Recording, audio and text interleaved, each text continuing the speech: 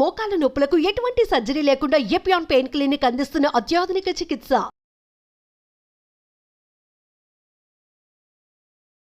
నమస్తే, welcome to Suman TV. సాధారణంగా వయసు పెరుగుతున్న కొద్దీ ఆస్టియో ఆర్థరైటిస్ సమస్యలు అనేది అంటే డీజనరేటివ్ అవ్వటం వల్ల ఆస్టియో ఆర్థరైటిస్ సమస్యలు అనేవి చూస్తూ ఉంటాం. ఈ ఆస్టియో ఆర్థరైటిస్తోనే మోకాలు నొప్పుల సమస్యలు కూడా పెద్దవాళ్ళు ఎదుర్కొంటూ ఉంటారు. ఆ వయసులో వాళ్ళు సర్జరీకి వెళ్ళలేరు, అలా అని ఆ పెయిన్ కూడా తట్టుకోలేరు. అయితే ఈ పెయిన్ని తగ్గించుకొని సర్జరీకి వెళ్ళాల్సిన అవసరం లేకుండా పెయిన్ కూడా తగ్గించుకునే మార్గం ఏదైనా ఉందంటే ఎస్, నిజంగా ఉంది. అది హోమియోపతిలో సాధ్యం అని అంటున్నారు డాక్టర్ చేతన్ రాజ్ గారు. దాంతోపాటుగా మనం ఇంట్లో ఎలాంటి టిప్స్తో కూడా ఆ పెయిన్ని తగ్గించుకోవచ్చు, ఈ విషయాలన్నీ కూడా సార్ని అడిగి తెలుసుకుందాం. Hello sir. Hello madam. Sir, మోకాలు నొప్పులు సర్వసాధారణం అయిపోయినటువంటి సమస్య ఈ రోజుల్లో. సో పెద్దవాళ్ళనే కాదు, ఒక ఏజ్ ఒక 45 దాటిన తర్వాతే ఈ మధ్యకాలంలో ఎక్కువ మందిలో చూస్తూ ఉన్నాం. సో ఫస్ట్ ఆఫ్ ఆల్ కారణాలు, ఆ తర్వాత అంత పెద్దవాళ్ళలో ఈ మోకాలు నొప్పులు వచ్చేటప్పుడు ఆ ఏజ్లో మళ్ళీ సర్జరీకి ఎట్లా పోతాం మనం? సర్జరీ చేసుకున్న తర్వాత కూడా మళ్ళీ నడవడం ఇదంతా కూడా చాలా కష్టతరం అయిపోతూ ఉంటుందని అందరూ అవాయిడ్ చేస్తూ ఆ పెయిన్ అలానే భరిస్తూ ఉంటారు. దీన్ని అంతటిని ఎలా అవాయిడ్ చేసుకోవాలి? హోమియోలో ఎలాంటి ట్రీట్మెంట్ ఉంది? అయితే ఇవాళ ఒక ఫాలోఅప్ కేసు వచ్చిండ్రు మన దగ్గరికి. ఫాలోఅప్ అంటే మన దగ్గర ఒక 1 year నుంచి వాడుతున్నారు మెడిసిన్స్. దేనికి వాడుతున్నారు? మోకాల నొప్పికి వాడుతున్నారు.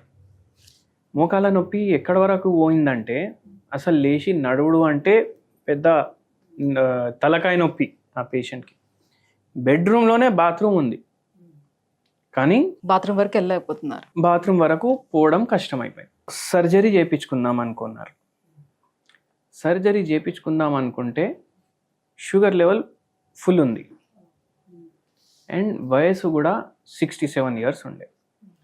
ఇప్పుడు పరేషాని ఏంటంటే ఇప్పుడు ఎట్లా తగ్గాలి? అయితే ఎవరో ఇట్లా అరే ఫలానా కాడికో తగ్గుతుంది అనేసి మన దగ్గర పంపించారు. పంపిస్తే మనం డీటెయిల్గా పేషెంట్ తోటి మాట్లాడినాం. డీటెయిల్గా మాట్లాడి మనం మందులు ఇవ్వడం స్టార్ట్ చేసినాం. ఇప్పుడు పరేషానీలు ఏమేమి ఉండే పేషెంట్కి నేను చెప్తా. షుగర్ వ్యాధి ఉండే, బీపీ వ్యాధి ఉండే, మళ్ళీ నరాల వ్యాధి ఉండే. దీనికి సంబంధించిన గోళీలు వాడుతున్నారు. రోజు ఒక పూటలో 15 గోళీలు వేసుకుంటారు పేషెంట్. Oh my God. అంటే సగం కడుపు గోళీతోటి నింపేస్తారు. మళ్ళీ దాని మీద ఫుడ్ పరేషాని, ఎందుకంటే ఫుడ్ పోతలేదు, అరుగుతలేదు. అరే ఎన్ని గోళీలు వేసుకుంటున్నా, దాంతో గ్యాస్ట్రిక్ సమస్యలు అవన్నీ. మళ్ళీ గ్యాస్ట్రిక్కి కూడా ఒక గోళీ ఉంది కానీ పరేషాని ఉంది, మలబద్ధకం ఉంది. ఇప్పుడు నాకు నొప్పి తగ్గించండి సార్ అనేసి అన్నారు. అండ్ మెయిన్ ఏంది నేను చెప్తాను మీకు. పేషెంట్ మెయిన్ బాధ ఏముంది నేను చెప్తాను మీకు. షుగర్ డాక్టర్ దగ్గర పోతా, వాకింగ్ చేయమ్మా చెప్తారు, షుగర్ తగ్గుతలేదు. షుగర్ తగ్గుతలేదు. బీపీ డాక్టర్ దగ్గర పోతా, బీపీ డాక్టర్ ఏమో గోళీలు ఇస్తారు, వాకింగ్ చేయమ్మా అంటారు. మళ్ళీ కొలెస్ట్రాల్ కూడా పెరుగుతుంది, వాకింగ్ చేయమ్మా అంటారు. మోకాల నొప్పుల కోసం ఆయన దగ్గర పోతే ఇప్పుడు ఆపరేషన్ చేయడానికి రాదు ఎందుకంటే షుగర్ పెరిగిందంటారు. మళ్ళీ బీపీ పెరిగిందంటారు. మళ్ళీ బీపీ డాక్టర్ దగ్గర పోతే షుగర్ కూడా తగ్గించుకోమ్మా అంటారు. అంటే ఇట్లా చుట్టూ ఒక్క చైన్ లాగా తిరుగుతున్నా నేను. ఇంకా నాకు ఏంది పరిస్థితి? మళ్ళీ మోకాల నొప్పులు అసలు ఎన్ని గోళీలు వాడితే కూడా తగ్గట్లేదని మోకాల డాక్టర్ చెప్తే అమ్మ జర్ర అయితే వాకింగ్ చేయండి అమ్మా అనేసి అంటారు. అంటే తిరిగి ఇప్పుడు నేను వాకింగ్ చేయాలి కానీ నా పరిస్థితినే లేదు నేను వాకింగ్ చేయాలంటే. నడిచే పరిస్థితి ఉంటే డాక్టర్ దగ్గరికి ఎందుకు వెళ్తారు? నేను ఇప్పుడు ఏం చేయాలి నాకు అర్థమైతలేదు. అయితే ఏమైందంటే పరేషాని, ఇప్పుడు ఎన్ని కడ తిరగాలి నేను? అందరు నాకు స్పేర్ పార్ట్ లాగా చూస్తున్నారు. కరెక్టే కదా? అంటే ఇప్పుడు రక్తనాళాలు ఉన్నాయి, అవి పైపుల్లాగా, అవునా కదా? ప్యాన్క్రియాస్ ఏమో ఇన్సులిన్ వదులుతలేదు, దానికి షుగర్ గోళీలు. అన్ని బాడీ పార్ట్స్ ఏమో స్పేర్ పార్ట్లు అయిపోయినాయి. కానీ హోమియోపతి స్పెషాలిటీ ఏంటంటే మనం హోలిస్టిక్ ట్రీట్మెంట్ ఇస్తాం. అంటే మైండ్లో ప్రాబ్లం, బాడీలో ప్రాబ్లం, ఈ రెండింటిని ట్రీట్ చేస్తాం. దానికి సెట్ అయ్యేటట్టు పేషెంట్ కాన్స్టిట్యూషన్ కూడా ఉండాలి. అంటే ప్రకృతి పేషెంట్. ఇప్పుడు నాకు మోకాల నొప్పి, మీకు మోకాల నొప్పి, మీకు వేరే మందు, నాకు వేరే మందు. ఇప్పుడు వేరే వేరే దాంట్లో ఎట్లుంటుంది? 100 మంది ఉన్నారనుకోండి, వాళ్ళందరికీ మోకాల నొప్పికి పెయిన్ కిల్లరే ఇస్తారు. కానీ ఇక్కడ పేషెంట్ టు పేషెంట్ మందు చేంజ్ అవుతుంది. ఎందుకు? మనం ట్రీట్మెంట్ పేషెంట్కి ఇస్తున్నాం, రోగానికి ట్రీట్మెంట్ ఇస్తలేము. పేషెంట్ని స్పేర్ పార్ట్ లాగా చూస్తలేము. ఓకే, సో మనం ఏం చేసినాము? పేషెంట్కి మెడిసిన్స్ ఇచ్చినాము. ఇప్పుడు దీంతో మనకి ఏం అర్థమైంది? డయాబెటీస్ వల్ల కూడా మోకాలు నొప్పులు పెరుగుతాయి, బీపీ ఉంటే కూడా మోకాలు నొప్పులు పెరుగుతాయి. గ్యాస్ట్రిక్ సమస్యలు ఉంటే కూడా మోకాలు నొప్పులు పెరుగుతాయి, సరిగా నడవకపోతే కూడా మోకాలు నొప్పులు పెరుగుతాయి, వెయిట్ ఎక్కువ ఉంటే కూడా మోకాలు నొప్పులు పెరుగుతాయి. ఎందుకంటే మొత్తం బరువు మోకాల మీద పడుతుంది కదా. అండ్ వెయిట్ ఎక్కువ ఉండడం వల్ల నడుము భాగంలో కూడా నొప్పి పెరుగుతుంది. అండ్ ఇంకో కాంప్లికేషన్ కూడా ప్రీవియస్గా ఉండే పేషెంట్కి, కాంప్లికేషన్కి సర్జరీ చేయించుకున్నారు. ఆ సర్జరీ చేయించుకుంటే ఆ స్పేర్ పార్ట్కి సంబంధించిన ప్రాబ్లం అయితే తగ్గింది, కానీ ఆ స్పేర్ పార్ట్ తీయడం వల్ల ఇంకో ప్రాబ్లం వచ్చింది. పేషెంట్కి ఫైబ్రాయిడ్లు ఉండే. ఓకే, ఫైబ్రాయిడ్లు ఉంటే ఏం చేస్తారు, గర్భసంచి తీసేయండి అంటారు జనరల్ అడ్వైజ్. ఒకవేళ అన్కంట్రోలేబుల్ ఉంది అంటే పేషెంట్కి ఎంత సఫరింగ్ ఉండే అంటే నెలలో 30 రోజులు ఉంటే 20 రోజులు మినిమం బ్లీడింగ్ అవుతుంది అండ్ ప్రొఫ్యూజ్ బ్లీడింగ్ అవుతుంది. హిమోగ్లోబిన్ కూడా చాలా తగ్గిపోయినారు. అప్పుడు పేషెంట్కి హోమియోపతి గురించి ఐడియా లేకుండే, అయితే తీపిచ్చుకున్నారు. ఇప్పుడు గర్భసంచి తీపియడం వల్ల 45 ఏజ్ ఉన్నప్పుడు ఏమైపోయింది, ఒక దాంట్లో చూసుకుంటే మెనోపాజ్ అర్లీ వచ్చేసి, గర్భసంచితో పాటు ఓవరీస్ కూడా తీయించేసుకున్నారు. మొత్తం ఓవరీస్ కూడా ఓవరీస్ కూడా ఒక్కొక్కసారి ఓన్లీ గర్భసంచి తీస్తారు, ఒక్కొక్కసారి గర్భసంచితో పాటు ఓవరీలు కూడా తీసేస్తారు. సో హార్మోనల్ ఇంబ్యాలెన్స్ అయింది, మేల్ హార్మోన్స్ బాడీలో పెరుగుతాయి.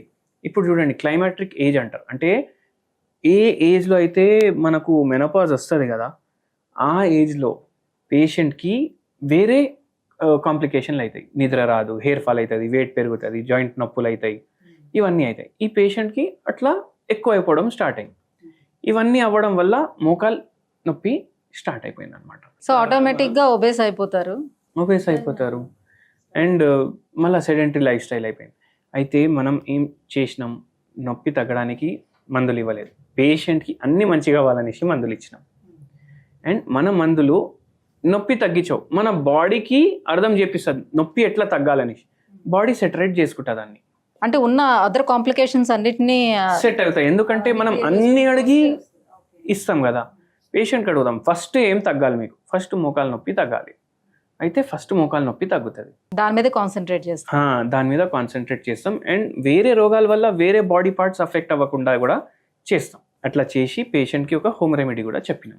ఏముంటుంది సార్, అంటే ఇప్పుడు ఇమీడియట్గా పెయిన్ వస్తుంది, ఈ పెయిన్కి పెయిన్ కిల్లర్ వేయకుండా ఇంకా అదర్ హోమ్ రెమెడీ ఏదైతే యూస్ చేస్తామో దానివల్ల ఎంతవరకు మనకి పెయిన్ క్యూర్ అవుతుంది? ఇప్పుడు చూడండి, మనం హోమియోపతి మెడిసిన్స్ కూడా ఇస్తాం, పేషెంట్కి ఏమైనా హోమ్ రెమెడీ అవసరం ఉందా అంటే హోమ్ రెమెడీ కూడా ఇస్తాం. ఇప్పుడు ఈ పేషెంట్కి బాడీ ప్రకారం, పేషెంట్ మైండ్ ప్రకారం మెడిసిన్ ఇచ్చినాం. అట్లనే దాంతోపాటు ఒక హోమ్ రెమెడీ కూడా ఇచ్చినాము. డైలీ బ్లూ టీ తాగండి అనేసి చెప్పినాము. బ్లూ టీ మీరు గూగుల్ చేస్తే 10,000 రూపాయలు కిలో ఉంటుంది.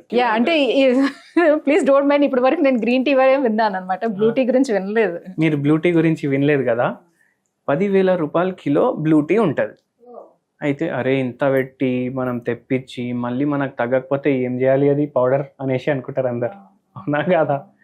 అయితే దాని బదులు ఈ చెట్లు అమ్ముతారు కదా, నర్సరీస్ ఉంటాయి కదా రోడ్ల మీద, మనం పోయేటప్పుడు మీరు ఇంటికాడికి వెళ్ళి వస్తే ఒక 5-6 షాపులు కనిపిస్తాయి మీకు.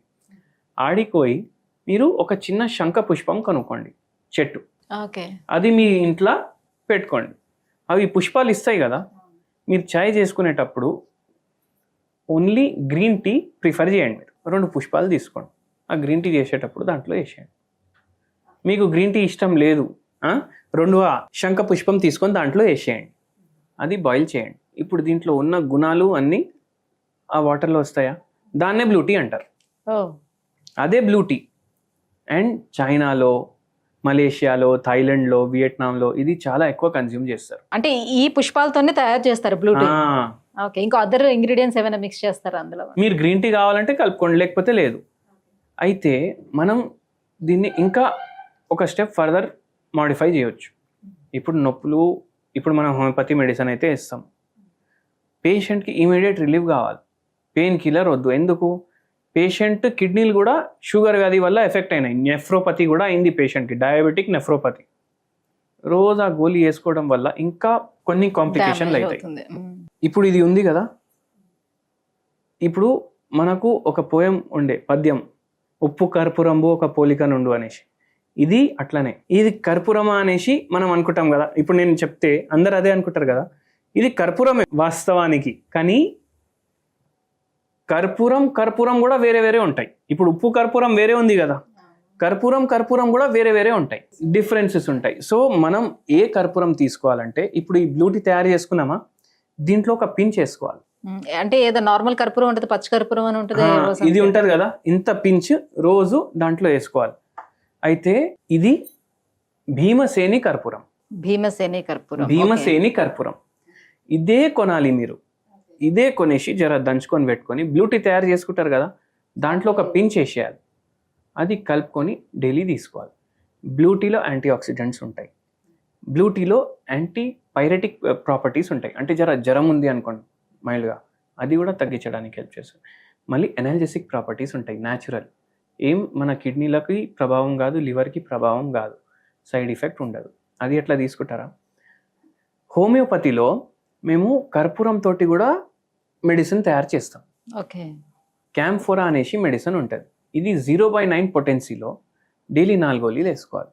అండ్ 1 పించ్ ఈ కర్పూరం ఆ బ్లూ టీలో కూడా వేసుకోవాలి రోజు. దీంతో మీకు ఇమీడియట్ కొద్దిగా రిలీఫ్ ఉంటుంది. సూపర్ సార్, చాలా మంచి టిప్ని చెప్పారు. సో మోకాల నొప్పితో చాలా మంది బాధపడుతున్నారు, వాళ్ళందరికీ కూడా ఇది చాలా ఉపయోగకరమైనటువంటి tip. Thank you so much. So హోమియోపతిలోని ట్రీట్మెంట్ గురించి అండ్ మెడిసిన్స్ కూడా మీరు సజెస్ట్ చేస్తున్నారు. సో వీటన్నిటికీ thank you so much. Thank you అండి.